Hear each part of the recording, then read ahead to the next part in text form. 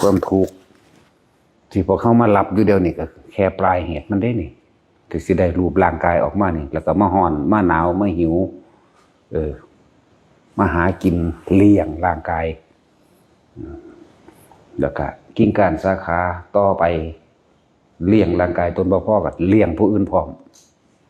นั่นจะเป็นกิ่งก้านสาขาออกไปก็เลี้ยงลูกเลี้ยงผัวเลี้ยงเมียเลี้ยงหลานเลี้ยงเหลนหล่อนหลายๆอย่างในความเลี้ยงอีกแม้แต่ทั้งเลี้ยงสัตว์ประเภทไก่เป็ดงัวควาย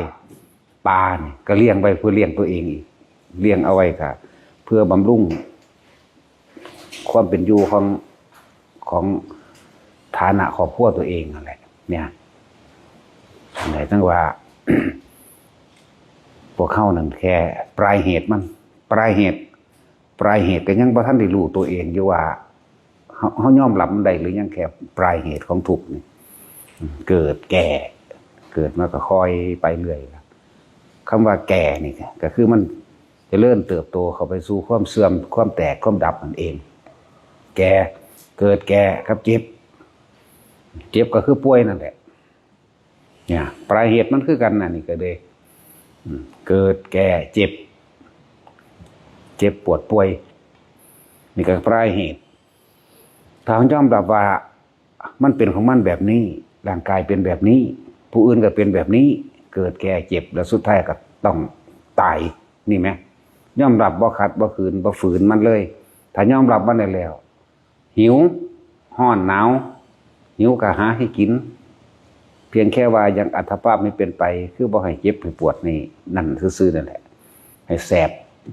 ท้องจังซี่บ่ต้องไปหาแนวมาบำรุงมันว่ากินนี่เพื่อ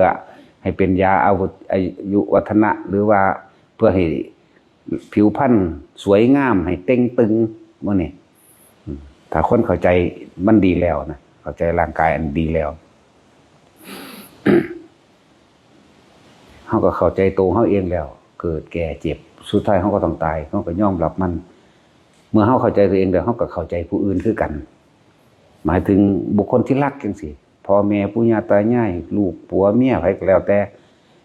ถ้าเข้าใจมันแล้วเกิดแก่เจ็บตายเหมือนเดิมเหมือนกันไม่ต่างกันเลยนี่กันยอมรับมันแล้วมันก็บ่โศกบ่เศร้ากันตัวเนี่ยปลายเหตุมันเด้เรื่องของร่างกายนี่ต้นเหตุสาเหตุทุกอย่างต้องมีเหตุบาดนี่ก็คือความอยากเอาเองเราจึงว่าให้ทุกคนยังลากลึกลงมาเบิ่งความคิดเจ้าของเองนั่นสาเหตุนั่นแหละคำว่าสมุทัยไทัยก็คือใจกันแหละสมุแปลว่าเหตุแห่งใจเหตุแห่งความคิดเนี่ยมันต้องมีเหตุถึงเรียกว่าสมุทัยฉะนั้นเราต้องหาวิธีรู้ให้มันทันความคิดของเจ้าของเองนั่นแหละ ส่วนผู้ที่ว่านั่นก็ศึกษาคำว่าเรียกว่าทุกข์สมุทัยทุกข์ก็คือนี่ทุกข์ร่างกายเขานี่แหละบ่ว่าจะทุกข์ร่างกายเขาเองทุกข์ไปยึดร่างกายผู้อื่นอีกก็แม่นอย่างหนึ่งนะสาเหตุทั้งมันสมุทัยก็คือใจนั่นแหละเดี๋ยวล่ะคือความคิดนี่เองนั่นนิโรธแปลว่าดับถ้ารู้ทันความคิดในขณะใดมันดับลงมันบ่มีความคิดในความจากใดดีไม่เป็นมันก็วิคัมภนะวิมุตติได้เหมือนกันบ่ทุกข์ชั่วคราวบ่ทุกข์ชั่วขณะหนึ่งก็ยังดีนะก็เลยเอิ้นทุกข์สมุทัยนิโรธมรรคนี่แปลว่าบัดนี้มรรคก็คือทางที่เฮ็ดให้เฮาพ้นออกจากการเวียนว่ายตายเกิดคำว่ามรรคก็ดีโดยความเห็นตามความเป็นจริงเห็นตามความเป็นจริงอย่างว่านี่แหละเห็นแบบยอมรับว่านี่ร่างกายอันนี้บ่เป็นของเฮาแน่นอน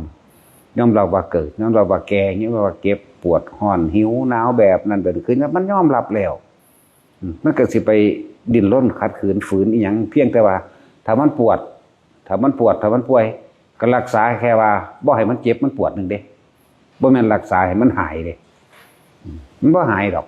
บ่ปวดอันนึงมันก็ปวดอันนึงบ่ป่วยอันนึงมันก็ป่วยอันนึงแค่ว่าบ่เฮ็ดให้มันเจ็บมันปวดในขณะนั้น นั่นแหละจึงมีการกินยานั่นเองกินยาถอนแขวหรือยังก็ว่าไปที่ว่ามันปวดนั่นจึงเรียกว่าคำว่าสัมมาทิฏฐิเห็นตามความเป็นจริงจริงก็คือเกิดแก่เจ็บตายนั่นเองยอมรับแล้วมันเลยบ่ดิ้นรนอีหยังเอาห้อนตัวนี้ก็ไปเฮ็ดให้มันเย็นอาบน้ำบ่ใส่พัดลมบ่หรือไปตากล่มตากอากาศดีๆบ่อยู่ในที่มันเย็นบ่จังซี่นะถ้าร้อนก็ดีถ้าหนาวก็มันอุ่นหิวก็หาให้กินแค่ระงับไปชั่วคราวนึงเด้นั่นบ่แม่นตลอดเด้นั่นน่ะนั่นแหละชั่วคราวเด้นั่นก็ดีนั่นแหละสัมมาทิฏฐิสัมมาสังกัปโปกัปโปก็แปลว่าดำริก็คือคิดขึ้นในขณะปัจจุบันนั่นแหละสัมผัสรู้สึกว่าหนาวในขณะนี้ก็จะไปโอ้ยหนาวแม่งแท้นั่นนี่เฮ็ดหยังก็แค่ว่าไปหาเสื้ออุ่นๆเสื้อมานุ่งให้มันอุ่นผิงไฟหรือยังก็ว่าไปแต่ว่าฮ้อนก็เฮ็ดมันเย็นเท่านั้นแหละแต่สัมมาวาจาแต่มันเห็นตามความเป็นจริงแต่มันก็บอกตามจริงนี่แหละนี่บอกตามจริงสัมมากัมมันโตก็ทำตามจริงสัมมาอาชีวะประกอบอาชีพสุจริตอันเป็นเครื่องบ่ขวางมรรคผลนิพพานนั่นเองทางแห่งพระนิพพานนั่นเอง สัมมาอาชีวะก็เลี้ยงชีพประกอบอาชีพนั่นแหละสัมมาวายาโมกับความเพียรพยายามตามความเป็นจริงชอบประกอบโดยทำตามความเป็นจริงพร้อมเสียอีหยังก็เฮ็ดตามจริงนั่นแหละบ่เพียรพยายามที่จะฝืนจิตฝืนใจฝืนความจริงมันได้หรอกเพียงเฮาเพียรพยายามให้มันพยายามตามเป็นจริงพยายามอย่างก็ดีสัมมาสติก็นึกตามความจริงอีกสติก็คือระลึกนึกถึงสตินี่ถ้าแจกแจงให้กว้างก็กว้างถ้าเฮ็ดให้มันแคบก็แคบได้เอาจุดเดียวก็ได้ถ้าเข้าใจคำว่าสติตัวนี้บัดนี้ถ้าว่าสตินี่สติทั้ง8นี่ก็ว่านี่สัมมาทิฏฐิสัมมาสังกัปโปวาจากัมมันโตอาชีวะวายโมสติและสมาธิคือการนึกถึงหนทาง8อย่างนี่ก็ว่าการนึกถึงทุกข์ก็เป็นสติการนึกถึงอนิจจังทุกขังนั่นก็เป็นสตินึกถึงอันเป็นสติโดยด้านความรู้เป็นด้านความรู้คือรู้ออกไปกว้างๆรู้ไปเรื่อยๆเรียกว่าสติแต่ว่าเป็นสัมมาสตินั่นแหละเมื่อมันเข้าใจในสัมมาสติดีแล้วมันก็เป็นสัมมาสมาธิเองดอกจิตมันก็ตั้งมั่นของมันเองตั้งมั่นก็ตั้งมั่นในมรรคมีองค์8นี่เองเป็นสมาธิเองบ่หนีออกจากความเท็จความปลอมความบ่จริงความคิดของเฮานี่คือยอมรับว่าทุกข์คือยอมรับว่าอนิจจังคือยอมรับว่าสิ่งทั้งหลายทั้งปวงหาความจริงยั่งยืนบ่ได้มีแต่ความแปรเปลี่ยนไปถ้าเฮาเข้าไปยึดในความแปรปรวนแปรและแปรปรวนไปเฮาก็เป็นทุกข์แล้วสุดท้ายแล้วมันก็ต้องอนัตตานี่เรื่องสัมมาสติก็ว่าเป็นสตินึกว่าคือยอมรับมันแล้วบัดนี้ทิมความรู้อย่างอื่นทั้งเบิดเฮาเข้าใจดีแล้วทุกอย่างเกิดทุกอย่างดับก็อยู่แล้วเกิดแก่เก็บตายเข้าใจดีเข้าใจตนดีแล้วเข้าใจผู้อื่นก็ดีคือกันแม้นว่าผู้อื่นสิบ่เข้าใจก็สร้างเด้คำว่าเข้าใจนี่คือเข้าใจตัวเองเด้เข้าใจว่านี่คนนี่เกิดแก่ป่วยเจ็บปวดตายนี่เฮาเข้าใจแต่ตัวเฮานี่แหละผู้อื่นที่เข้าใจบ่เข้าใจก็เป็นเรื่องของเขาถือว่ามันมีอ้ายกับน้องเนี่ยบุคคลที่รักตายคือพ่อแม่ตายผู้ยอมรับในกฎธรรมชาติธรรมดาในธรรมะในความจริงมันบ่ให้บ่ห้องแต่ว่าอีกผู้หนึ่งบ่ยอมรับเกิดมาให้ห้องบัดนี้ถึงเขาสิว่ามึงบ่ฮักพ่อฮักแม่มึงคือบ่ให้จังซี่เนี่ยเขาบ่เข้าใจแม้นเฮาสิอธิบายจังไดมันก็บ่เข้าใจหรอกเพราะว่ามันบ่เข้าถึงตัวนี้มันตัวท่านนี่ยอมรับ นั่นแหละมันจึงมีความต่างกันว่านี่คือคนปฏิบัติธรรมเห็นธรรม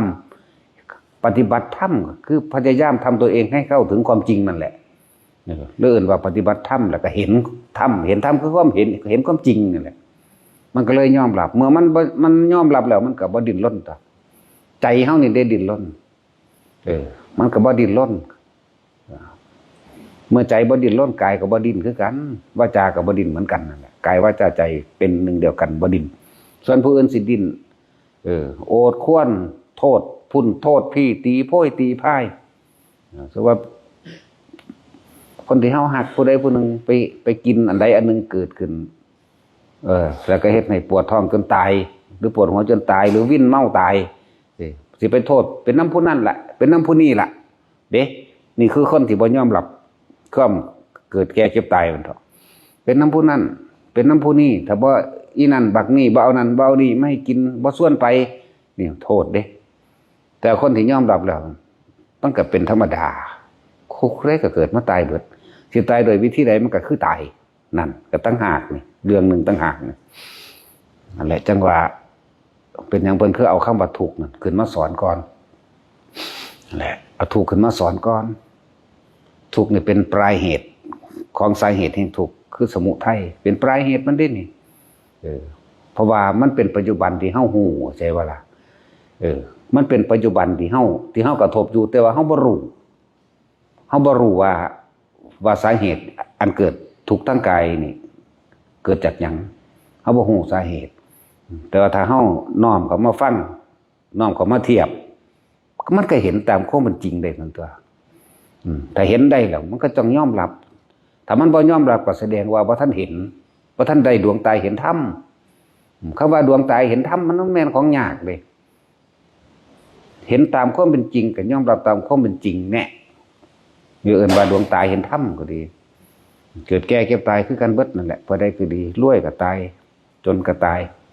บ่มีผู้ใดหนีความตายสิ่งเหล่านี้บ่ได้บ่มีผู้ใดหนีความเจ็บปวดป่วยบ่ได้บ่มีผู้ใดหนีความพัดภาคบ่ได้นี่มันยอมรับนี่เอิ้นว่าดวงตาเห็นธรรมยอมรับก็มันจริงของเพิ่นเนาะมันก็ยอมรับก็นั่นแหละนี่ก็เรียกสติเหมือนเดิมสติเหมือนกันมันยอมรับ ตามความเป็นจริงสติว่ารู้ก็แม่นเด้สติจิตสติธรรมสติทั้งนั้นแหละแต่มันยอมรับแล้วมันก็บ่ดิ้นรนกัดแกว่งส่วนผู้บ่ยอมรับโทษผู้นั้นโทษผู้นี้โทษกับตนเองมันนั่นแหละโทษไปเบิดนั่นแหละเพราะว่าถ้าโทษผู้อื่นโทษตนเองพร้อมโทษดินฟ้าอากาศพร้อมเด้อากาศมันหนาวโพดร้อนโพดเห็นบ่ตายโดยโลกร้อนตายโดยโลกหนาวเขาว่าตายโดยว่าร้อนโพดตายวันหนาวโพดตายเพราะว่านั่นนี่โพดหลายอย่างแต่ว่าเฮาตายเพราะว่าหยังตายเพราะว่ามันเป็นธรรมชาติของมันต้องตายบ่มีหยังหนีฝืนไปได้สิตายโดยวิธีใดก็สร้างป่วยตายก็ตามรถชนตายก็ตามฟ้าผ่าตายก็ตามไฟดูดตายก็ตามตายเพราะว่ามันเกิดมันจึงตายนี่เขาขาตายก็สร้างก็เพราะว่ามันเกิดมันจึงตายนี่คือเฮายอมรับนี่ยอมรับถ้าเฮายอมรับปลายเหตุมันได้แล้วมันต้องมีต้นเหตุมันต้องมีสาเหตุที่เหตุให้เฮามาเกิดนั่นนี่มันก็เลยค้นเข้าไปสู่สมุทัยคือสาเหตุนั่นเองนั่นแหละเหตุจังใดเฮาสิรู้เหตุจังใดเฮาสิทันเหตุจังใดเฮาสิมีสติในการระลึกนึกถึงเหตุจังใดเฮาสิบ่ปล่อยความคิดนี่ไหลไปตามความอยากนั่นแหละสมุทัยความอยากอยากได้อยากดีอยากมีอยากเป็นอยากได้เบิดทุกอย่างแหละที่อารมณ์มันพอใจในความยินดีพอใจแบบโลกนั่นแหละอยากดีอยากคนยองบดีอยากมีทุกอย่างยศถาบรรดาศักดิ์และอำนาจอยากเป็นทุกอย่างผู้ใดว่ายังกูเป็นน้ำเบิดแต่กูเป็นกว่ากูเก่งกว่าอีกมันจะไปอย่างนั้นเอิ้นว่านั่นแหละสาเหตุของมันอยู่นี่ถ้าเขาบ่อาจสามารถละสาเหตุตัวนี้ได้เขาก็เกิดไปตายอีกจังสิเกิดเป็นยังขึ้นอยู่การกระทำนะอันใจอันจิตอันคิดขึ้นมาแล้วก็เฮ็ดไปตามนั้นนั่นแหละเพิ่นจึงว่าให้หาวิธีสกัดกั้นหรือหยุดระงับดับความคิดให้ได้จึงมีวิธีส่วนสัมมาทิฏฐิกัมโพวาจานะเรียกว่าการเห็นตามความเป็นจริงแต่ว่าวิธีระงับจริงๆมันต้องหยุดและว่างความเห็นทั้งหมด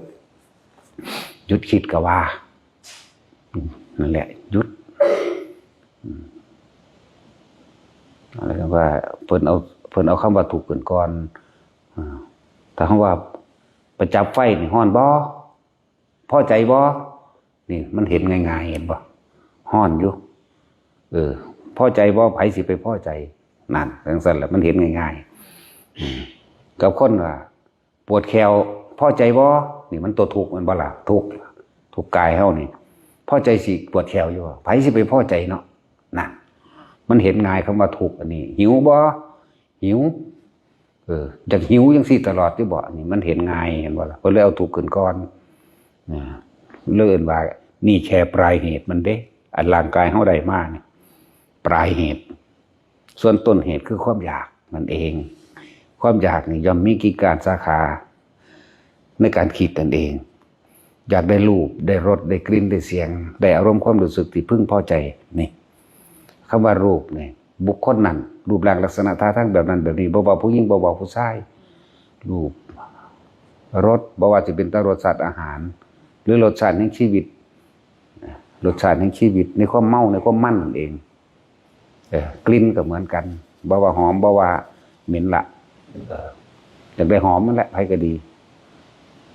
รูปรสกลิ่นเสียงก็อยากได้ที่พึงพอใจเพลงก็อยากได้ที่มันพอใจนั่นแหละจักมวนบ่มวนแต่มันพอใจนั่นแหละเพียงสั้นบ่ว่าเพลงจีนเพลงฝรั่งเพลงไทยจังซี่เสียงก็ดีเสียงหยังก็แล้วแต่คือมันเป็นไปตามความพึงพอใจนั่นความพอใจความยินดีพอใจตัวเดียวนั่นแหละรูปรสกลิ่นเสียงสัมผัสก็ต้องการสัมผัสกระทบหรือผัสสะที่มันเป็นที่พึงพอใจแต่คือเฮาใส่เสื้อมานี่แหละแต่ว่าเนื้อแข็งโพดบ่มักนั่นเห็นบ่ล่ะถ้าได้ตามมักก็แบบนี้แหละเด้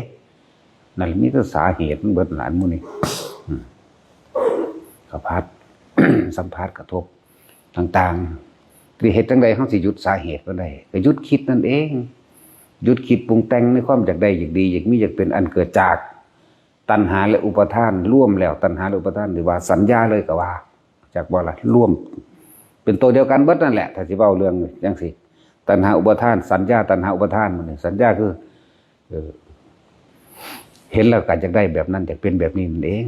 หรือว่าสัญญานี่ก็มีความละเอียดละออเด้อเหตุจังใดเฮาสิหยุดสัญญาได้เห็นว่าบางที่เพิ่นก็เอาศัพท์คำว่าสัญญาเวทิตานิโรธออกมาหยุดคิดในความอยากได้อยากดีอยากมีอยากเป็นเมื่อหยุดคิดได้แล้วสัญญานี่ตาเห็นมันหูจักเลยด้วยว่าผู้หญิงผู้ชายก็อีหยังบอกถ้าบอกว่าสัญญาก็สัญญาเอาง่ายๆเลยตัวที่มันนั่นที่พวกเฮาคาดคิดบ่ถึงตั้งแต่เฮาเป็นเด็กน้อยเนี่ยบ่ทันได้คิดเรื่องกามเรื่องเพศเด้บัดใหญ่มา15 16 17ไปเรื่อยๆคิดเด้มันมาจากไสซั่นของเดิมของเก่ามันมาจากสัญญาอารมณ์ความรู้สึกอันเก่ามันเด้นั่นนั่นแล้วตอนเป็นเด็กน้อยบ่ได้คิดยังสนุกสนานเพลิดเพลินไปอีกอย่างนึงเห็นป่ะตอนจัก16ขึ้นไปนี่เอาละบาดนี่เริ่มคิดละแนวจังสันมาจากไสผู้ใดสอนบ่มีไผสอนเด้เป็นเองนั่นแล้วนี่แหละสัญญาตัวนี้ลึกขนาดเลยราคะสัญญาก็ว่ารูปสัญญาเวทนาสัญญาสังขารสัญญารูปเวทนาสัญญาสังขารวิญญาณสัญญาความรู้สึกอันพึงพอใจนั่นแหละสัญญาเบิดนั่นแหละมันบ่แม่นธรรมดาได้ที่ไล่ก็สิไล่อวิชชาเพราะมีอวิชชาเป็นปัจจัยจึงมีสังขารเพราะมีสัญญานั่นแหละมันจึงคิดนั่นเพราะมีสัญญานั่นแหละเอาตัวกบไปบางเรื่องมาเบิ่งหน่อยเด้120ปุ่นเด้เอาแบบละเอียดเลยนั่นน่ะกับหน้ากับหลังไปพร้อมเด้อนุโลมและปฏิโลมนี่เฮาซัด120ทั้งอนุโลมทั้งปฏิโลมรวมกันแล้วมันเท่าใดเอา120บวก120ก็เป็น240ตัวพวกนี้มันธรรมดาเด้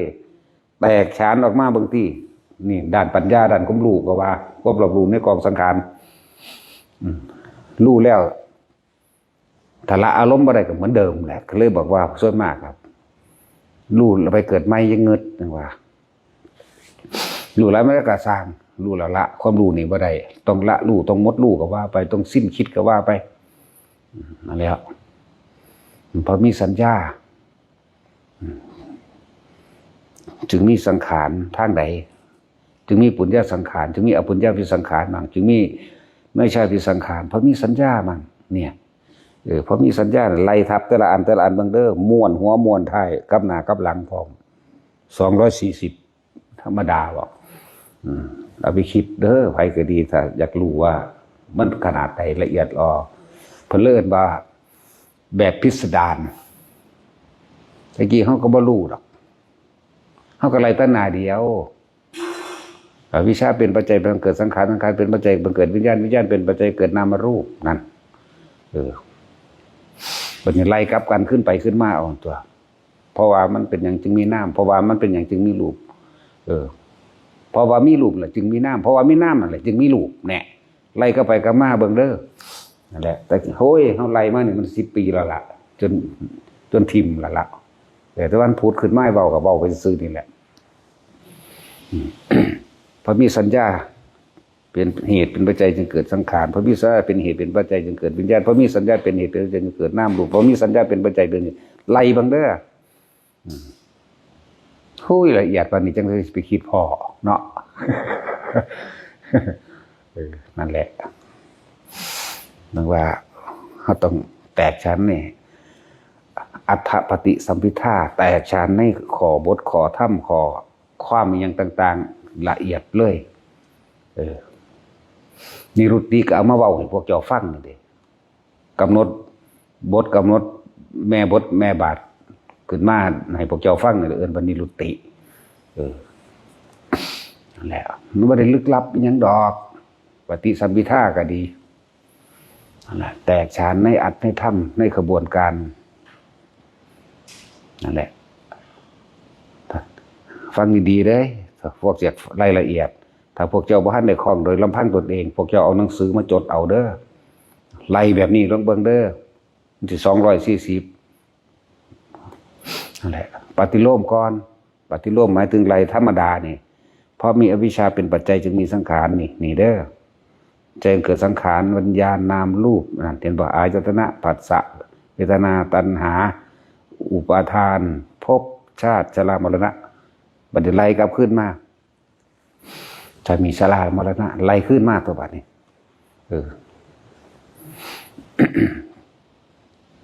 ไล่ขึ้นมาสลับเด้ภพชาติเห็นป่ะภพมันมาจากไสภพมันมาจากอารมณ์ความรู้สึกแต่บ่มีอารมณ์ความรู้สึกชาติชรามรณะสิเกิดได้บ่นี่ไล่กลับไปกลับมาอนุโลมอนุโลมกับบัดนี้ไล่จากหลังมาหน้าไล่จากหน้าไปหลังนั่นแหละอนุโลมปฏิโลมก็ดีไล่เบิ่งดีๆเฉพาะหน้าเดียว120ไล่ขึ้นมาหลังอีก120เป็น240ได้ความละเอียดเลยนั่นแหละอันนี้หลวงตาที่เป็นผู้สอนใหม่หลวงตาบัวเด้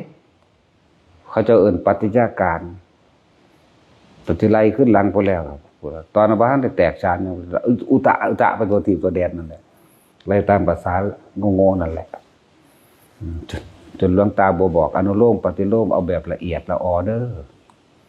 บอกซ้ำนี่เด้บ่ได้บอกปานนี้เด้นั่นแหละจะได้ความรู้อะไรนี้แบบนี้มันว่าไปซ้ำนี่ล่ะนั่นแหละจดไว้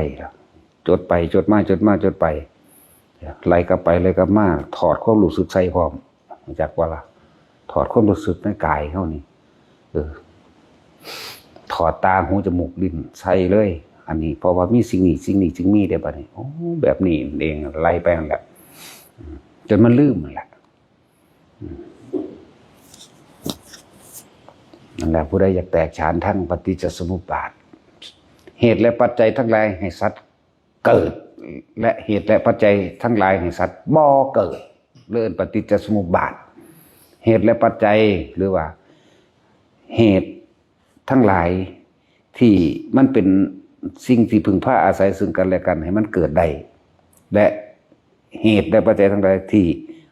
หมดความพึงพาอาศัยซึ่งกันและกันให้บ่เกิดนั่นแหละไล่ก็ไปก็มาเอาตัวมันสองสายอยู่แล้วก็ไล่เบิ่งเด้อถ้าว่าบ่แม่นนั่นแหละหลายปีแล้วล่ะว่าอันที่ว่าไล่มานี่นับย้อนหลังขึ้นไปเอาแล้วตั้งปีพ.ศ. ได้แล้ว45อยู่น้ำเพิ่นแล้ว45 46 47 ประมาณ4748ประมาณ49เป็นต้องบอกข้อนี้ตะกี้ยังเป็นบาน้ำมันเห็นนั่นเห็นนี่อยู่นะแต่สิเห็นไปยังเห็นแบบบ่รู้สึกตัวนั่นแหละตะกี้เขาก็บ่รู้เขาก็เข้าใจว่ารู้เข้าใจว่าเก่งนั่นแหละมันรู้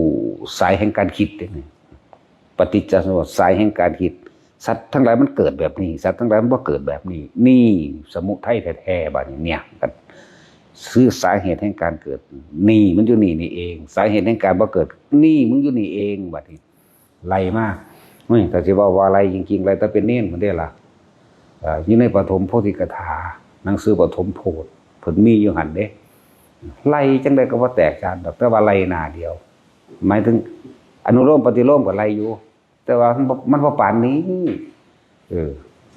เพราะมีอวิชชาเป็นใจเกิดสังขารเป็นเพราะมีสัญญานั่นแหละเพิ่นว่าอ้าวแนวนี้ก็โผล่ขึ้นมาได้จังได๋อีกจังซั่นแล้วพอมีสัญญาแหละจึงมีสังขารนั่นพอมีสัญญานั่นแหละจึงมีวิญญาณพอมีสัญญาจึงมีนามรูปพอมีไปเรื่อยโหบ่ธรรมดาเด้นั่นแหละสาเหตุทั้งเบิดเลยคือคิดนั่นเองสาเหตุทั้งเบิดในการเกิดสาเหตุทั้งเบิดในความทุกข์คือ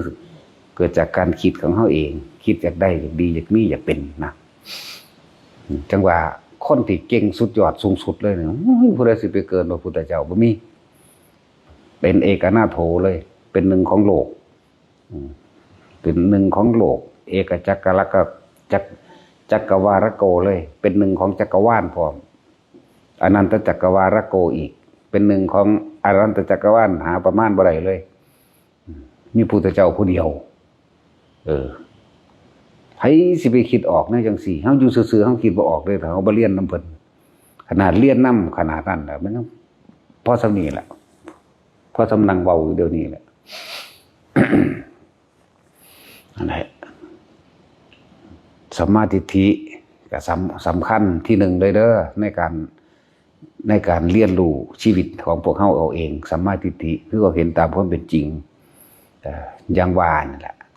เห็นตามความเป็นจริงว่าคนเกิดแก่เจ็บตายบ่มีผู้ใดหนีพ้นหนีหลอดไปเลยเนี่ยแต่สัมมาทิฏฐิว่าสัตว์โลกมันไปตามความคือการกระทำของตัวเองอันเกิดจากจิตเจตนาคือความคิดของเจ้าของเองนี่เองนี่ก็สัมมาทิฏฐิเองว่านี่มันบ่ได้น้อยเด้มันเป็น20นัยยะคนดีอันที่ว่านี่คือยังต่ำเดือนทวาย20นัยยะมีความเห็นตามความเป็นจริงว่าเกิดแก่เจ็บตายแน่นอนบ่มีใดหนีพ้นมีความเห็นว่าทุกสิ่งทุกอย่างเป็นอนิจจังเป็นอนัตตาแน่นอนบ่มีผู้ใดหนีพ้นมีความเห็นว่าเหตุสิ่งใดต้องได้สิ่งนั้นแน่นอนมีความเห็นว่านี่ไล่ไปนี่สัมมาทิฏฐิ20ซะก่อนนั่นแหละถ้าผู้ใดสิอยากแตกฉานเรื่องสังโยชน์10สักกายทิฏฐินี่ยังหน่อย20เด้อสักกายทิฏฐิเห็นบ่ล่ะ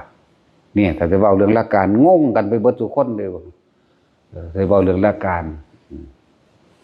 กายไม่ใช่เราไม่ใช่ของเราเนี่ยไล่ไปทั้งที่รูปเวทนาสัญญาการวิญญาณก็ไล่ไปที่สักกายทิฏฐิก็20พุ่นน่ะวิจิกิจฉาก็20อีกธรรมดาบ่ไล่ไปเบิ่งอย่างละ20สังโยชน์10อย่างละ20เป็นเท่าไหร่ซั่น2นึงก็เป็น2นั่นว่าล่ะก็ไล่ไปถึง200บ่ได้แต่สิเว้าเอาจริงๆนะไล่เป็นอย่างละ20นี่นั่นแหละโอ้ผู้ใดคือเข้าฌานยังไงแต่ก็เกิดอยู่เลย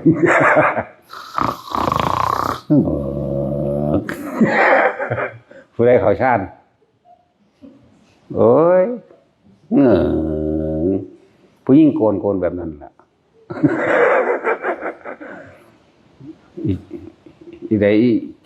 จวงบะตัวการหายเนี่ยมันขนาดนี้มันเศร้าหนึ่งหัวฟาดพื้นโป๊กเลยโอ้ยมันคือเข่าเร็วแต่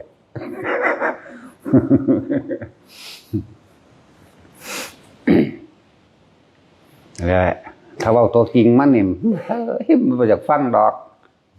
แต่ว่านิทานแต่เอายังดีหัวกิ๊กกิ๊กกิ๊กกิ๊กเขาเลยล่ะเนาะมองเกิดมองตายได้อันเว้าอยู่นี่ ปฏิจจสมุปบาทเหตุปัจจัยทั้งหลายให้สัตว์ทั้งหลายเวียนว่ายแต่เกิดเพราะการคิดการนึกเด้เหตุสาเหตุที่เหตุให้สัตว์บ่เกิดเพราะการบ่คิดบ่นึกเด้เนี่ยย่นย่อให้มาสั้นๆวิธีก็บอกง่ายๆได้บัดนี้เนาะพระพุทธเจ้าสละตนเองมาแต่สมัยโสยชาติเป็นโพธิสัตว์นี่หูยนับก็บ่ได้กว่าจะมาค้นพ่อตัวนี้แหมถ้าสิพูดถึงเรื่องพระพุทธเจ้าสาธยายเรื่องใดมากที่สุดเด้อปฏิจจสมุปบาทเวลาพระองค์อยู่ผู้เดียวเนี่ยลำพึงเด้เพราะว่ามันมีสิ่งนี้จึงมีสิ่งนี้เมื่อสิ่งนี้เกิดขึ้นจึงเกิดสิ่งนี้เป็นเครื่องติดต่อกันไปโอ้เป็นเหตุเป็นใจบำรุงรักษาซึ่งกันและกันให้มันเกิดแบบนี้เป็นแบบนี้หมุนเวียนอยู่แบบนี้เด้แต่ว่าบ่แม่นไรหน้าเดียวเด้ของเพิ่นเท่าใดบุเยอะนั่นแหละว่าพระพุทธเจ้าสาธยายเรื่องใดมากที่สุดในใจตัวเองลำพึงในใจตัวเองปฏิจจสมุปบาทหรือว่าเป็นเรื่องว่าเพิ่นชั่วเพิ่นเว้าเรื่องคนผู้นี้มาจากไสนี่ก็ปฏิจจสมุปบาทสำหรับคนผู้นั้นจังซี่นะเป็นเหตุปัจจัยของคนผู้นี้เป็นหยังจังคือช่องพระโมคคัลลานี่เป็นหยังคือจังถึกเขาขานอนเพิ่นกำหนดปุ๊บเพิ่นก็ไล่เรื่องศาสตร์นั้นฆ่าพ่อฆ่าแม่นั่นแหละจึงเป็นเหตุเป็นปัจจัยทั้งหลายมาศาสตร์สุดท้ายถือฆ่ามาตลอดและศาสตร์สุดท้ายเป็นศาสตร์ที่500เสร็จนี่เป็นจังซั่นล่ะจบกันนี่ไปหันได้บัดนั่นแหละนี่ก็เป็นอีกอันนึงคือกันเหตุปัจจัยทั้งหลายที่พระโมคคัลลาถูกฆ่าเพิ่นเลยว่าพอสิ่งนี้มีสิ่งนี้จึงมีมันมีเหตุมาจากนี้ก็คือมาฆ่าพ่อฆ่าแม่สินะนั่นแหละแต่ของเพิ่นงานเพิ่นมันใหญ่เด้อสั่นงานเพิ่นกว้างเด้ของเพิ่นมันโพธิเนาะใหญ่มันกว้างนั่นแหละเพิ่นของเพิ่นทำงานเพื่อโลกบ่แม่นแต่โลกเฮาเด้บ่แม่นแต่มนุษย์เด้ถ้ามันสมควรแก่มนุษย์ก็เว้าเรื่องมนุษย์ไปถ้ามันสมควรแก่เทวดาแต่ละสันเว้าไปแต่ละสันรูปพรหมแต่ละสันก็เว้าไปนะอรูปพรหมยังบ่สอนอันนั้นพวกพรหมสอนอยู่นั่นแหละภูมิเทวดารุกะเทวดามันสอนอยู่พวกนาคเนิกมันก็สอนอยู่เพราะให้เขาได้อุปนิสัยมาเกิดเป็นคนอันนั้นจังความรู้มันจึงมีหลากหลายแต่ว่าอันใดถึงมันบ่ตรงกับมนุษย์เท่ากับก็บอกให้ฟังอยู่ดอกทางบ่นิ่นอันตรงกับมนุษย์นี่คืออริยสัจสี่นี่เองปฏิจจสมุปบาทนี่เองตรงทั้งมนุษย์และเทวดาอยู่อันนี้อริยสัจสี่นี่ปฏิจจสมุปบาทในระดับหนึ่งก็เป็นของเทวดาเด้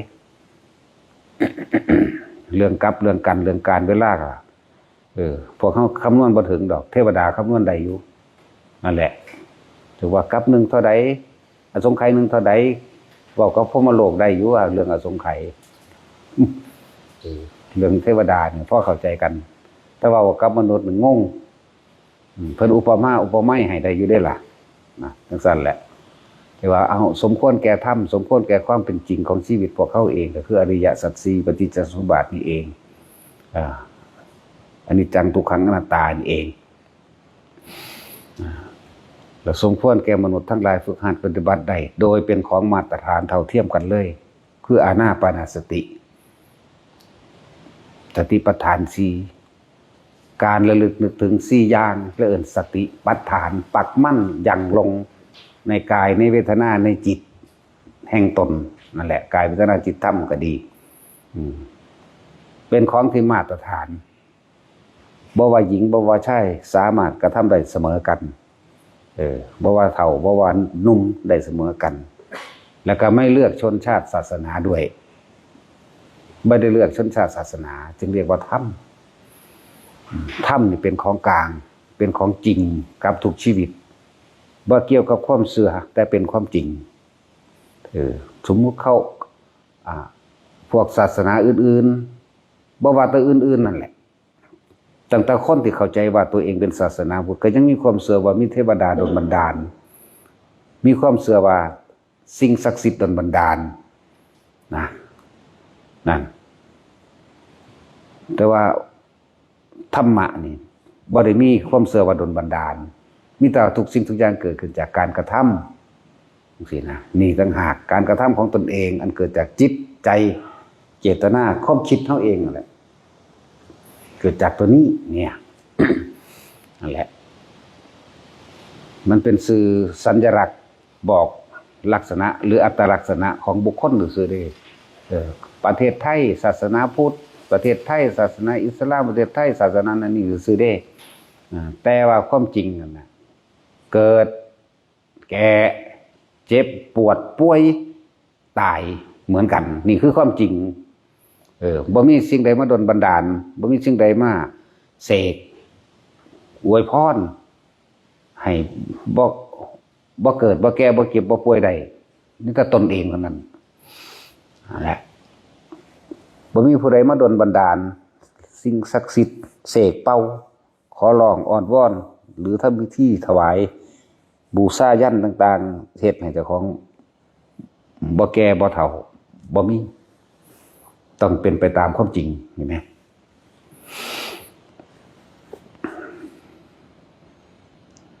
อะไรกันว่าการบูชายัญนั้นมีผลหรือบ่มีผลนะเห็นว่าบ่มีผลยัญแปลว่าเครื่องป้องกันนี่ภาษาโบราณตะกี้ยัญแปลว่าเครื่องป้องกันแต่ว่าในการป้องกันของเขาสมมุติว่าบ้านเมืองเกิดความแห้งแล้งเหตุจังใดพืชพันธุ์ธัญญาหารสิอุดมสมบูรณ์คนตะกี้ก็ว่าบูชาด้วยบูชายัญบูชาด้วยแพะมั่งด้วยแกะมั่งด้วยวิธีกรรมหลายๆอย่างมั่งจังสิเกิดความอุดมสมบูรณ์นี่คือความเชื่อของเขานะประเทศแล้วมันก็เป็นไปตามนั้นก็บ่เป็นคือพวกเขาแช่นางแมวแหละถึงเวลามันตกมันก็ตกคือเก่าแหละถึงเวลามันบ่ทันได้ตกมันก็บ่ตกฝนก็ดีเนาะบ่ได้เป็นน้ำแห่นางแมวบ่ได้เป็นน้ำไปจูดบั้งไฟเด้อพวกฟังนั่นน่ะนะพี่น้องฟังลาวเฮานั่นจะพากันเลิกงมง่ายแล้วสิ่งเหล่านั้นได้แล้วแห่นางแมวหรือจูดบั้งไฟอย่างต่างๆมันเป็นอันตรายมันแตกใส่เจ้าของบ่เห็นบ่นั่นบ่ได้เกี่ยวกับมองหันฝนสิบ่ตกลงมาจนกว่าน้ำสิระเหยจากพื้นดินถ้าน้ำระเหยจากพื้นดินขึ้นไปแล้วสมควรแก่ความสมดุลแห่งธาตุมันก็ตกลงมาเองนั่นแหละจะไปเร่งมันหลายเร่งแล้วมันก็บ่ตกดอกแม่นบ่เร่งมันก็ตกบาดมันตกก็ดีเนาะปีใดมันดังบ่ได้แฮคือมีอยู่จังซั่นแหละ นี่แหละจังว่าให้ฟังอันนี้ฟังความจริงนี่พญาแถนบอกพญาหยังแน่ละนั่นน่ะมันก็เป็นเรื่องเรียกว่าอาจจะบ่อาจเป็นนิยายพื้นบ้านในการแต่งขึ้นมาเพื่อสิเป็นเครื่องสั่งสอนอีกอันใดอันหนึ่งหรือเฮ็ดให้เกิดความสามัคคีในการกระทำกิจกรรมร่วมกันในหมู่บ้านจังซี่นะอย่างสั้นมันบ่ได้เป็นไปตามนั้นดอกความร้อนอันเกิดจากแสงอาทิตย์แผดเผาแม่น้ำตามห้วยหนองคลองบึงตลอดทั้งทะเลสาบหรือบ่สาบก็ช่างเมื่อความสมดุลแห่งธรรมชาติมันเกิดขึ้นแล้วเกิดกลายเป็นก้อนเมฆเป็นไอน้ำจับกันก่อนแล้วโดยความสมดุลมันก็เกิดกลายเป็นเหมือนฝนตกลงมาเอาเองฝนจะไม่ตกลงมาถ้าไอระเหยจากน้ำบนพื้นดินไม่ขึ้นไปสู่เนี่ยประกอบกับมวลอากาศทั้งหลายที่มีความสมดุลกันจึงจะเกิดเป็นเมฆฝนได้ไม่ได้เกิดจากพญานาคโดนบันดาลไม่ได้เกิดจากการจุดบั้งไฟบูชาพญาแถนไม่ได้เกิดจากการแห่นางแมวนะนั่นแหละทะเลทรายก็มีต้นไม้จักต้นแต่บางที่ฝนคือตกแต่บางปีฝนคือบ่ตกพวกเขามีป่าไม้อุดมสมบูรณ์หน่อยดิถึงเวลามันก็ตกบ่ถึงเวลามันก็บ่ตกทางสั้นแล้วแต่ว่าเลิกเรื่องเล่า ที่เป็นอย่างคือว่าเลิกคิดเลิกเสียสิ่งเหล่านี้การคิดต่างๆเข้าให้เกิดอารมณ์ความพอใจหรือบ่พอใจกับดินฟ้าอากาศเด่นแต่พอนี่เกิดได้นั่นตอนนั้นคิดโมโหให้ด่าไปตามฝ่ามันฝนมันบ่ตกด่าคนนั้นคนนี้ด่าเทวดามั่งด่านั่นนี่มั่งมันบ่เกี่ยวกันกับเขาเด้นี่คือวิธีหยุดอารมณ์แห่งตนคือถ้าเข้าใจได้แล้วว่าที่เฮาทุกข์อยู่เดี๋ยวนี้แต่เฮาฮ้อนที่เฮาหิวที่เฮาบ่ได้ตั้งใจนี่ล้วนแล้วที่เป็นปลายเหตุของมันที่เฮาได้ร่างกายมานี่ได้มาหาอยู่หากินหาเลี้ยงมันอยู่นี่บ่ได้เลี้ยงแต่ตนเลี้ยงคนอื่นไปพร้อมนี่ปลายเหตุของมันเด่นสาเหตุจริงคือพวกเจ้ากำลังคิดถึงสุว่าพวกเจ้าด่าฟ้าด่าฝนนั่นแหละพวกเจ้ากำลังเกิดนั่นแหละสาเหตุของมันสาเหตุมันต้นเหตุมันอยู่มองหันให้เข้าใจตามความจริงซะ แล้วก็ให้มองเข้ามาบัดนี้การใช้ชีวิตแบบกลางๆคือบ่ทะเยอทะยานอยากจนเกินไปสิ่งที่สำคัญที่สุดในมนุษย์และสัตว์ทั้งหลายอาหารนี่สำคัญที่สุดคืออาหารดิถ้าเราล่องลงมากอะเสื้อผ้าเครื่องนุ่งห่มนั่นแหละที่อยู่อาศัยและยารักษาโรคเป็นตัวถ่ายพร้อมคนเฮามีอาหารกินว่าหาต้นนุ่งเสื้อผ้าเนาะก็อยู่ได้ทั้งสั่นตัวคนเฮามีอาหารกินบ่หาต้นมีที่อยู่อันเป็นหลักแหล่งมั่นคงก็อยู่ได้หมู่ภิกษุสงฆ์บ่มีที่อยู่หลักแหล่งมั่นคงโดยร่างกายโดยนั่นเด้เที่ยวไปต่างๆบางองค์ก็ไปตายน้ำป่าน้ำดงบางองค์ไปตายอยู่หม้องใดแน่จังซี่อะไรจึงบอกว่า ก็เลยว่าสิ่งที่สำคัญบาดนี้อาหารเครื่องนุ่งห่มที่อยู่อาศัยยารักษาโรคยารักษาโรคนี่ก็แค่ว่ามันเป็นสื่อมันบ่ได้รักษาโรคหรอกมันเฮ็ดบรรเทาให้ความเจ็บปวดลดน้อยถอยลงหรือทุเลาลงในขณะนั้นในความเจ็บปวดในร่างกายนั้นๆซื่อๆแล้วทุกคนมีที่อยู่อาศัยอยู่แล้วบาดนี้มันมีอยู่นี่แค่ว่าเฮาทำมาหากินไปซ้ำตายหนึ่งจะทะเยอทะยานใจเฮาได้ทะเยอทะยานเนี่ยบอกสิ่งที่ไกลสุดหาเท่าไหร่ก็ไม่เจอไม่มีนี่คือความสุขยิ่งหายิ่งห่างยิ่งไกลยิ่งไม่เห็นได้ความสุขนี่เนาะเพราะว่าหยังมันบ่รู้จักความพ่อมันบ่รู้จักใจเจ้าของเอง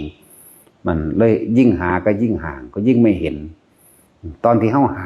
ดิ้นรนนั่นแหละหาความสุขได้เนี่ยที่ทุกคนหาความสุขความสมหวังนั่นเองนั่นแหละหาด้วยตัณหาความอยากหาต้นบ่ได้หาปลายบ่มีได้ความอยากบ่มีแหละทีนี้ก็หันเข้ามาเบิ่งตนเองซะเพราะว่าเจ้าสิอยู่ประเทศใดก็ช่างบัดนี้ธรรมะเป็นหนึ่งเดียวกันเบิดเฮามีที่อยู่ทำกินอยู่ก็หาอยู่หากินแค่อิ่มนั่นแหละแต่ละมื้อแต่ละเว้นไปหากินไปซ้ำตายนึงเด้แต่ละมื้อแต่ละเว้นไปคนรวยก็กินแค่อิ่มคนจนก็กินแค่อิ่มคนรวยก็ป่วยคนจนก็ป่วยนี่แหมนั่นแล้วหากินซ้ำตายนึงเด้แต่ว่าใจโตมันตายบ่เป็นนี่แหมมันคิดหาคิดเดี๋ยวก็โมโหเดี๋ยวก็ดีใจเดี๋ยวก็เสียใจอยู่นี่เนี่ยนั่นเด้ตัวเหตุตัวสาเหตุทั้งหลายมันอยู่นี่นึงเด้ทั้งว่าแต่เฮามีที่ทำมาหากินพออยู่พอกินครับบ่ต้องไปเงินไผดอกถ้าเฮาเข้าใจชีวิตแล้วเข้าใจธรรมชาติดีแล้วเกิดแก่เจ็บตายดีแล้วหากินซ้ำตายดีแล้วปลูกผักปลูกหญ้าปลูกข้าวหาปูหาปลากินไปน้ำบ้านน้ำเมืองกับของเองนั่นแหละบ่ต้องไปเร่งใส่เขาขี่รถคันงามคันหลายแสนหลายล้านดอกบ่ต้องไปเร่งใส่เสื้อผ้าเครื่องประดับสร้อยคอแหวนหรือเครื่องใส่เครื่องสอยยังตามนั้นดอกนั่นแหละตัณหาเดินมาหดพักหดหญ้าใช้เบ็ดหานั่นหานี่กินแต่ก็มีเวลามันได้พักจิตก็กันเด้ออันที่ว่าเป็นหยังคือว่าหาอยู่หากินน้ำบานมันได้พักจิตคือพักความคิดกว่ากันเด้ เพราะว่าเฮาเข้าใจธรรมะที่เพิ่นแสดงอยู่เดี๋ยวนี้แล้วเนี่ยตะกี้ตัวไปหาทำงานกับผู้อื่นนั่นเดี๋ยวก็คิดอยากเอาชนะไอ้นั่นคิดอยากเอาชนะอีนี่เดี๋ยวก็หาวิธีโกงเอามั่งหาวิธีลักหลอกล่อหาวิธีหลายอย่างอันนี้ความคิดมันบ่ได้มากมันลดลงมาเด้นี่ไปหดผักเอาพุ่นขี้งัวขี้ควายหรือเอาปุ๋ยไปใส่ผักไปใส่เบ็ดบางหันหรือหาปลาบางนี่มาพอได้อยู่ได้กินอิ่มแล้วก็นอนเย็นสุขสบายดีและทีนึงอยากให้หันเข้ามาศึกษาธรรมะพระพุทธเจ้าเพื่อเอาตัวเองให้มันพ้นจากวัฏฏะผลบาปเนี่ยแต่เขาตัวประเทศไทยเฮาไปกรุงเทพบ่หรือไปเมืองนอกบ่ฮู้ได้อดได้ทนได้ใส่ความคิดเห็นหลายๆอย่างในการโกงก็ว่าอยากได้ก็ว่าทั้งเบิดนั่นแหละเอาชนะกันก็ว่าอิจฉาริษยากันก็ว่าหาแต่วิธีสิเอาชนะกันอยากได้ดีไม่เป็นนั่นแหละตัวสาเหตุมันเลยความอยากได้อยากดีอยากมีอยากเป็นนั่นเองก็คิดเบื้องตามความเป็นจริงถึงแม้ว่าเขาจะรวยเขาก็ป่วยและตายเหมือนกันเขาก็กินแค่อิ่มเหมือนกันนั่นแหละถึงแม้เฮาสิจนบัดนี้อย่าไปเทียบที่อย่าไปเทียบเขาแบบนั้นก็ได้ถ้าเทียบเสมอกันว่าคนเฮาหากินแข่งซ้ำตายจากบ่ล่ะหากินเพียงแค่รอวันตายหนึ่งนี่เนี่ยเสมอกันได้บัดนี้เขาบ่ต้องไปเทียบว่าเขาใส่สร้อยเส้นงามหรือว่ามีของใส่หรูหราอย่างดอกมันใส่หรูหรากระซังมันก็กินเข่าคือเก่านั่นแหละแต่นักบินอวกาศมันก็ยังกินเข่าคือเก่านั่นแหละก็ลงมาตายในโลกมนุษย์นี่แหละทั้งสั้นตาเขาอยู่วิมานคฤหาสน์หรูหรามันก็ป่วยคือกันนั่นแหละจะไปเงิดแล้วมันก็เจ็บมันก็ตายคือกันนั่นแหละจะไปเงิดมันก็เฒ่าชรามรณะเหมือนกันนั่นแหละอะไรยังว่าเขาหาอยู่หากินไปซ้ำตายหนึ่งความคิดเขาบ่ได้หลายเด้ถ้าเขาเข้าใจดีแล้วว่าหากินซ้ำตายความคิดบ่หลายเด้ไปหดผักกันหน้าปลูกผักกันนั่นนี่ปลูกมะเขือนี่ก็บ่ต้องไปขายดอกให้เขาใส่เราไว้บ่ต้องไปขายบ่ต้องไปชิ่งบ่ต้องไปแย่งมีเขาใส่เราไว้แล้วมันสบายใจอย่างตัวบ่มีกลับมันก็มีเขากินหน้าจีใส่ไฟก็ได้ตัวยากอย่างจีใส่เกลือมันก็ได้ตัวเฮาเอาแบบพอเพียงเฮาเอาแบบมัชฌิมาเนาะนั่นแหละ ต้องไปทะเยอทะยานอย่างดอกกินอิ่มแล้วมันก็นอนตื่นขึ้นมาร่างกายสุขภาพดีก็อ่านหนังสือธรรมะฟังธรรมะปฏิบัติธรรมะตัวบาดนี้มันก็ค่อยๆละความเห็นต่างๆไปออกเองดอกแต่พวกรวยๆน่ะสงสารซะด้วยซ้ำไปเขาบ่รู้จักบ่องว่างจิตว่างใจเด้เขาจะสร้างบาปสร้างกรรมของเขาโดยตัวเขาเองเฮ็ดจังได๋สิได้กำไรหลายเฮ็ดจังได๋สิส่วนโกงเฮ็ดจังได๋สิขิ้งผู้นี้หรือสิทำลายผู้นี้ออกบ่ให้เป็นคู่แข่งกูได้นอนี่มีแต่สร้างอบายใส่ตัวเองสร้างนรกสร้างเปรตสร้างเดรัจฉานใส่ตนเองอยู่ตลอดถ้าเขาบ่มีธรรมเด้ถ้าเขามีธรรมก็เป็นความสะดวกอย่างหนึ่งส่วนถ้าเขาเข้าใจในความจริงคนรวยถ้าเข้าใจความจริงแล้วสิบ่เบียดเบียนไม่เอาเปรียบไม่รังแกไม่ทำร้ายผู้ใดผู้หนึ่งสิ่งหรือทรัพย์สินการปฏิบัติธรรมของเขาคือมันสงบภายนอกได้หมายถึงที่อยู่ที่อาศัยก็พ่อก็หรูหราก็ยังก็ว่าไปที่อยู่อาศัยของเขาเองคือเขาสบายใจตายใจกับที่อยู่อาศัยกับอาชีพกับการเงินกับการงานเขาตายใจนะแต่ว่าจังได้กระสร้างป่วยตายคือกันแต่ว่ามันมีความสบายตรงนี้ตรงที่ว่ามันสะดวกกว่ากันยันมันอยู่หรอกส่วนโอ้ยกูสิไปฟังธรรมวัดนั้นปฏิบัติวัดนั้นกันหน้านึงก็ขี่รถมาโหลดส่วนคนจนก็บ่มีเงินค่ารถจักว่าล่ะแต่ว่าถ้าเข้าใจวิธีมันแล้วบ่มาก็ได้อยู่ในหูดังนิดนึงนะ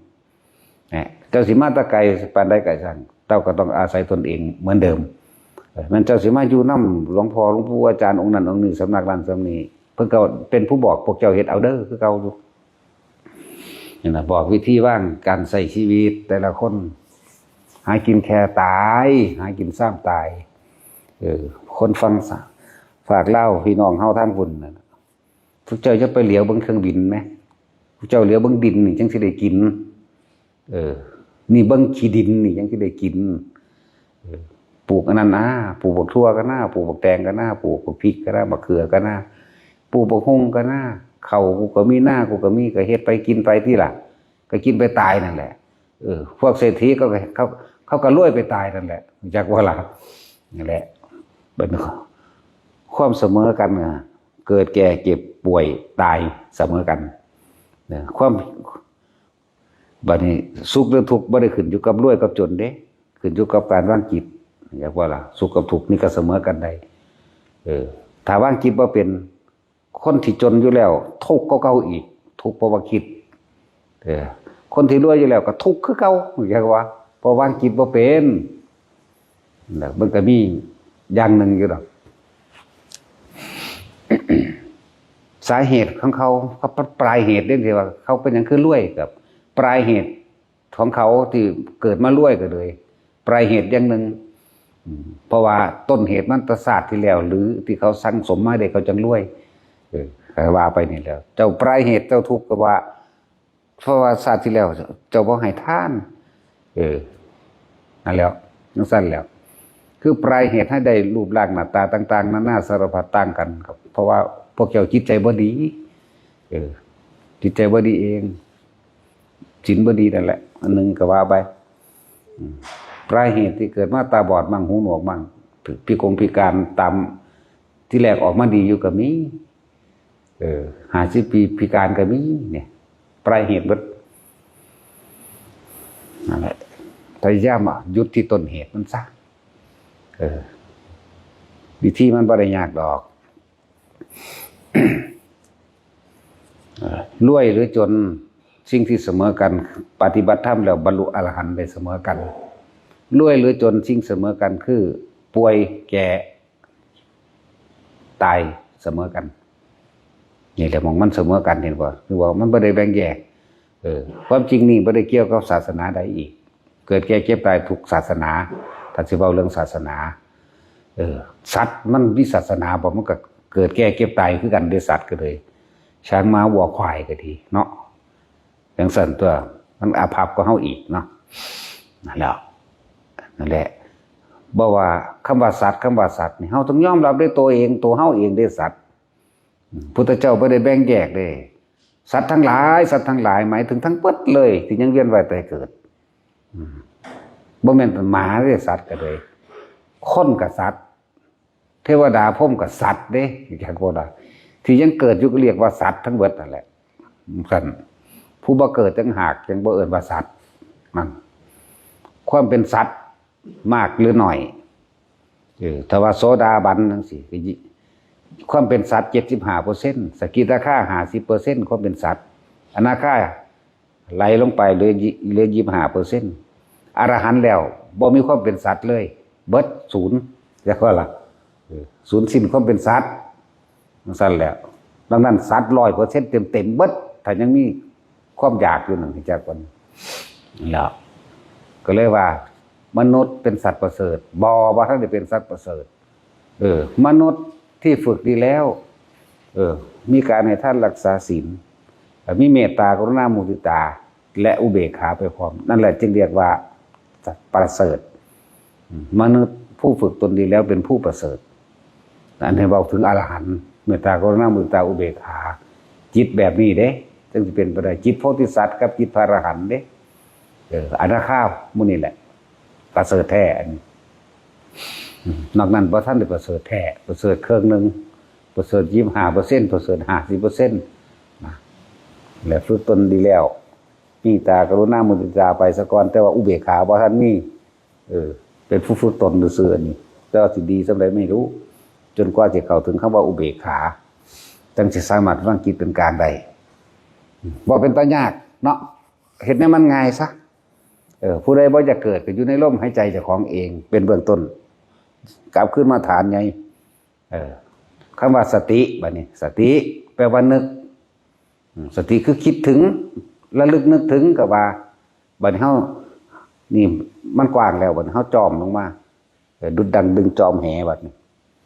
พวกบ่ตึกแหก็บ่จักอีกแล้วเนาะเรียกว่ายอดมันบัดนี้เอายอดก็ได้สติกลับมาที่ลมหายใจเฮาเองกายเวทนาจิตเนี่ยกายเวทนาจิตธรรม จิตกับผู้รู้กับจิตกันเดียวกันเด้อเนี่ยรู้เข้ามาในลมหายใจก็ว่ารู้เข้ามาในกายแล้วรู้ย่อเข้ามาคือลมหายใจรู้ย่อเข้ามาก็คือความรู้สึกเวทนาความรู้สึกรู้ทั้งหลายทั้งปวงเรื่องธรรมซื่อๆล่ะบัดนี้เฮาเอาต้อมเลยโฟกัสนะรู้สึกตัวบัดให้รู้สึกตัวไว้การฝึกเริ่มต้นแรกกันอาศัยลมหายใจกับอาการปิติเป็นเครื่องยืนยันว่าเป็นผู้ทรงฌานเจริญฌานหรือเพ่งอยู่ในจุดเดียวอารมณ์เดียวความรู้สึกเดียวจิตเดียวนั่นแหละถ้าเฮาได้ลมหายใจเขาออกตลอดทั้งอาการปิติได้แล้วที่เฮาใส่วิธีกำหนดมาไว้หน้าผากเฮาเองแหละถ้าเริ่มเฮ็ดไปเรื่อยๆชินไปแล้วโอ้โหดำเดือนก็ชินหน้าก็สายจังซี่ให้เวลาสูงสุดเราได้เดือนนึงกันอาทิตย์เดียวเท่านั้นได้แต่ว่าเรื่องชินลมหายใจกับจุดอุณาโลมเกิดขึ้นต่อมาเมื่อจิตไม่คิดไม่นึกสิ่งใดความคิดบ่คิดอย่างเลยนั่นบ่แม่นเฮาบ่นึกถึงลมหายใจปิติมันก็เกิดแล้วปึ๊บนั่นแหละจึงบอกว่าเอาตัวนี้ล่ะมาเป็นตัวยืนยันประกันตนเองคือเอาความรู้สึกตัวว่าสติจึงเป็นยอดทั้งเบิดนั่นแหละสติโตเดียวขามนี่โตขามได้เบิดเรียกว่าถ้าจะเว้ากว้างไปหลายสตินึกถึงลมหายใจกระถูกนึกถึงเวทนาเป็นอุเบกขาหรืออาการพิจิกระถูกนั่นแหละคนเรียกว่ากายเวทนาจิตทำทั้งหลายทั้งปวงเอามันทั้งหลายทั้งปวงเฉพาะกายเฮาเองซะอันอื่นๆนะแล้วขอให้เฮาตั้งมั่นได้เถิดนะตั้งมั่นกับหยังล่ะนี่ตั้งมั่นกับความรู้สึกโตนั่นแหละสติกว่าสมาธิกว่ารู้สึกตัวกว่าจิตหนึ่งกว่าเด้อเนี่ยรวมมาอยู่ที่นึบอยู่กลางหน้าผากเฮานี่โลดนิ่มๆน่วงนึบเอาอยู่แค่รู้สึกตัวในกลางหน้าผากจุดเดียวโลดอยู่มั่งนี่ล่ะจุดเดียวนี่สำหรับผู้เป็นเบื้องต้นต่อมามันสิเคลื่อนไปหัวกระสังเคลื่อนนั่นล่ะอกกระสังเคลื่อนเราเองได้บ่แม่นเฮาไปกำหนดได้ก็เลยว่ารู้สึกตัว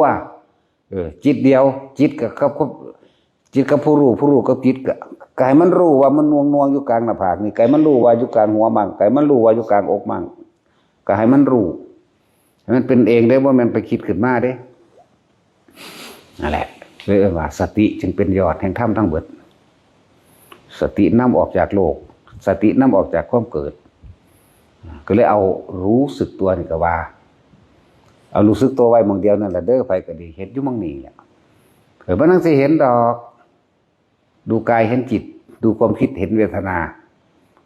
เมื่อหยุดคิดได้มันก็สิ่งทั้งใดทั้งปวงก็ไม่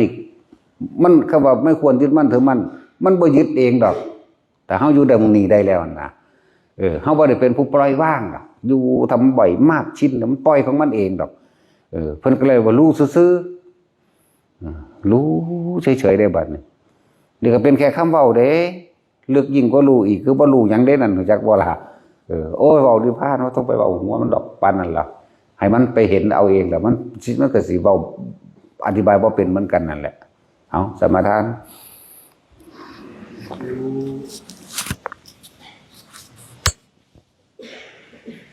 โมตัสสะภะคะวะโต